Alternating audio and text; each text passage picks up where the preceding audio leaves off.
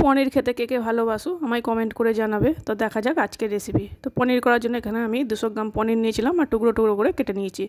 এবার কড়ার মধ্যে তেল দিয়ে দিয়েছি। তেলটা গরম হয়ে গেলে সামান্য একটু লবণ দিয়ে পনিরগুলো ভেজে নেব, তাহলে পনিরটা আর ভেঙে যাবে না। তো পনিরগুলো আমার লাল করে ভাজা হয়ে গেছে, এবার আমি তুলে নেব।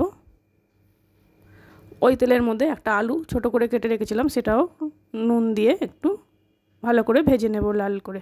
এখানে একটা পেস্ট তৈরি করেছিলাম, 4টে কাজু বাদাম, পোস্ত, কাঁচা লঙ্কা আর আদা দিয়ে একটা পেস্ট বানিয়ে রেখেছিলাম। এবার ভেজে রাখা আলুগুলো তুলে নিলাম। ওই তেলের মধ্যে একটা তেজপাতা, 2টো এলাচ, 2টো দারুচিনি আর 2টো লবঙ্গ দিয়ে দেবো। দিয়ে টমেটো পিউরি করে রেখেছিলাম সেটাও তেলের মধ্যে দিয়ে ভালো করে একটু কষিয়ে নিয়ে ওই মশলা বাটাটা দিয়ে দেবো। দিয়ে আবারও একটু ভালো করে কষিয়ে নেব। কষিয়ে নেওয়ার পরে ভেজে রাখা আলুগুলো দিয়ে দেবো।